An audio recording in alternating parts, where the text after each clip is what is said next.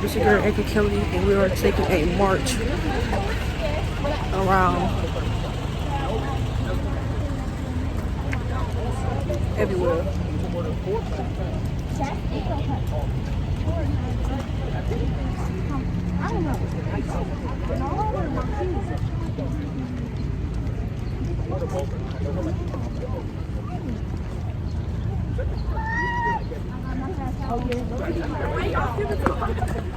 It's not far. Nice.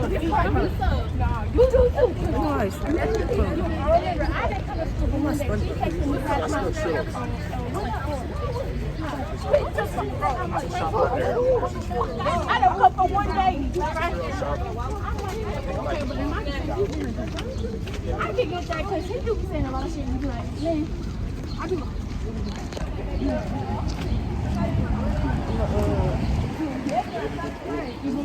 Boy bestie, and that's it. Keep it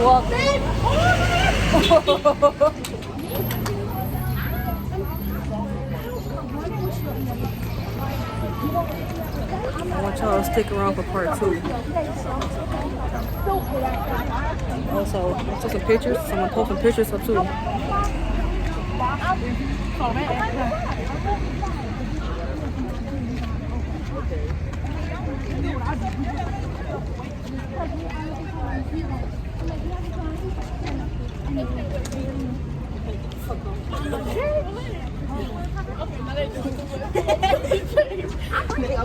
Y'all, my show is not gonna be really good when I drive. I ain't crossing shit. I'm breathing.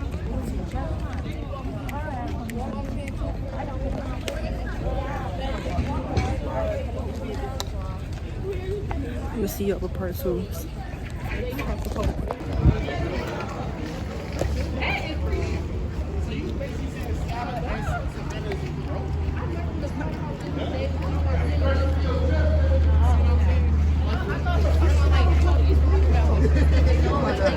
So I want y'all to know some of these artists' names because many of them are living and they live here in the city of Detroit. I want you to know their names. You might need to take a picture or Google or whatever so that you can have their names so that you can see all the different work they do. Phil Simpson has probably 100 murals in and around the city of Detroit. He's known as Fresh Phil Simpson. All right, and so this is one of his works right here. And you see there he has the horse. We got the animals here. He did this in 2023. And he generally has these little smiley looking faces on his stuff. So if you've seen those on a mural, those little smiley faces like that, then you were looking at a Phil Simpson mural. So look for those on murals. If you ever see those, that's Fresh Phil Simpson. That's his work. All right?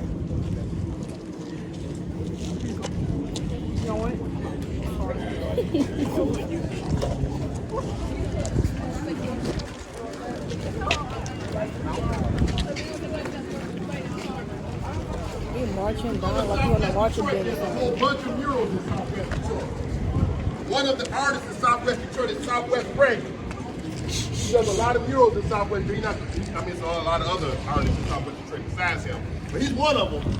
And this is his work here. So he's a Mexican American. His parents are from Mexico.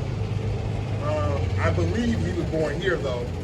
And he does a lot of artwork coming out of Mexican culture. All right, especially those dealing with Dia de los Muertos, the Day of the Dead. So, and you see, this is his work right here. He did this in 2018. There you can see him up there, Southwest Freddy. So again, try to keep know some of these names so that you can look for them later. That's his work over there as well on the other side. We're gonna go that way, so we'll see it. This is him. See, that's him. These two aren't, but that's him.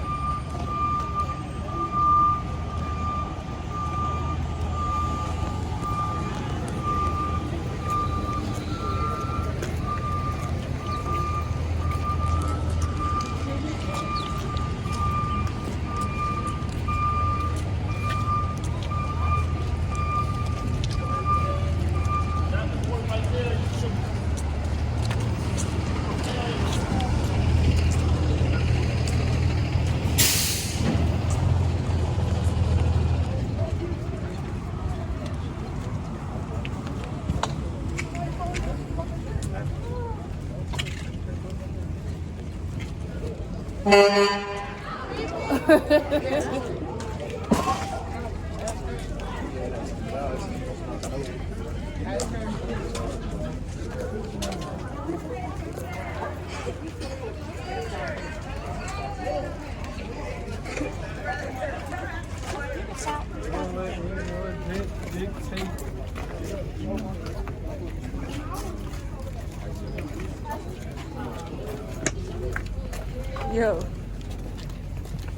He asked.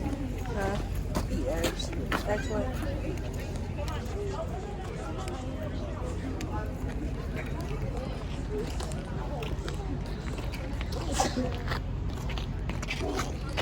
Oh my God.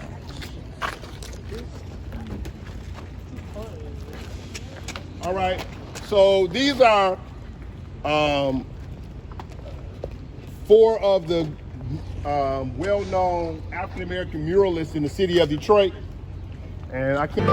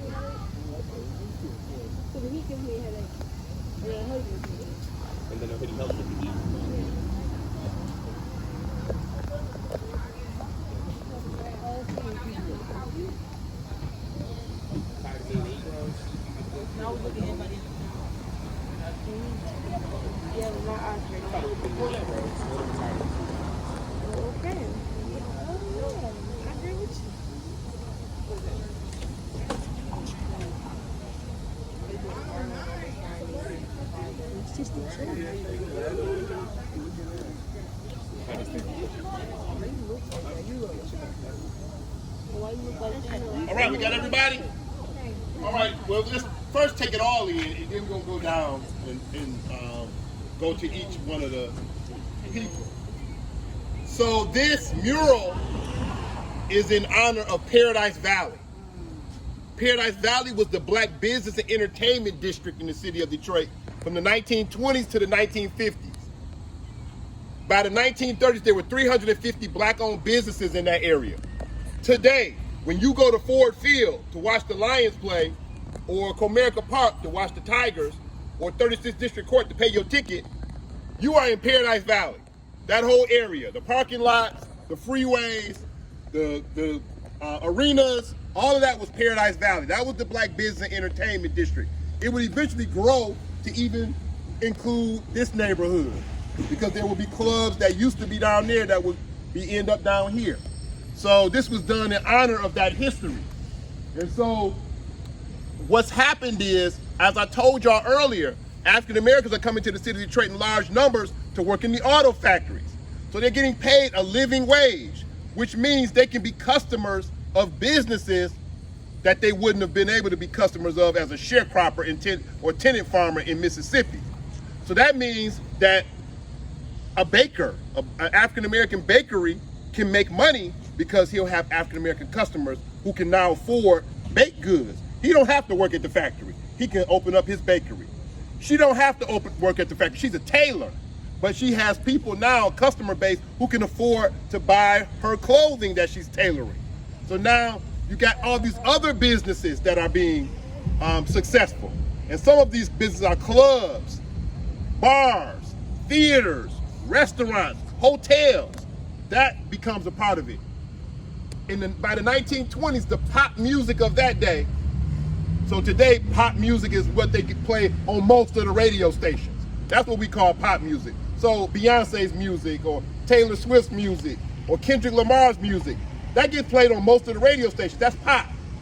But the pop of the 1920s would have been big band jazz, swing jazz. So it would have been Count Basie, Duke Ellington, Benny Goodman, Cab Calloway. And then the singers would have been Billie Holiday.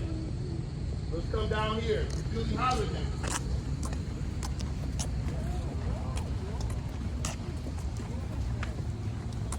They would have been performing in these clubs and performance venues in Paradise Valley. When they came to the city of Detroit, that's where they would have been performing. But they might have also been performing in other neighborhoods. Even suburbs might have brought them out to their ballrooms to perform. But these African American performers cannot stay in those suburbs. And they cannot stay in most of the other neighborhoods in the city of Detroit in the 20s, 30s, and early 40s.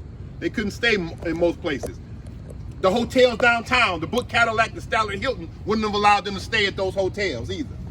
So African Americans who have their own hotels in Paradise Valley, that's where they'll stay. They can perform in these other venues, but they can't stay there.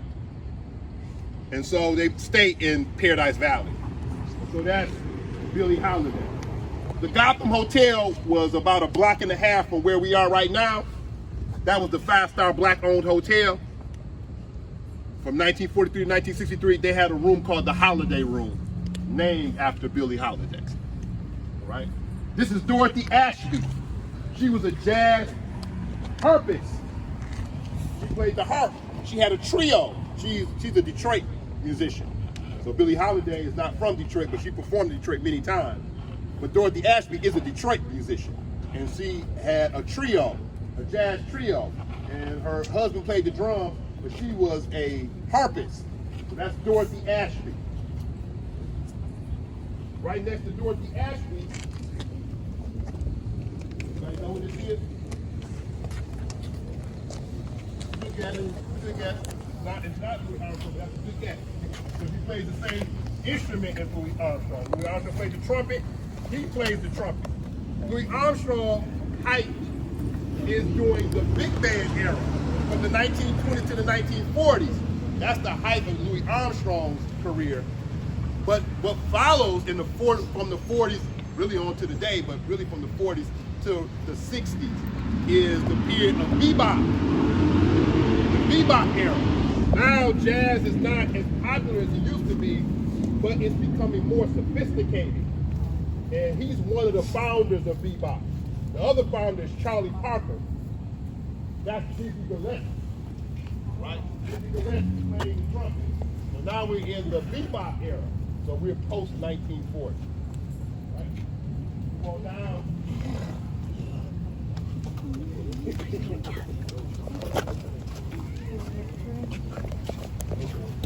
is Beatrice Butler. He was an actress, playwright, and really historian of Paradise Valley. She told the stories of Paradise Valley when she was living. And so that's another part of Paradise Valley is performing arts, not just music, but acting, theater. That's another part of Paradise Valley's history. So she represents that. Beatrice Butler. There's a park right next to Fixin' Soul Food in downtown Detroit.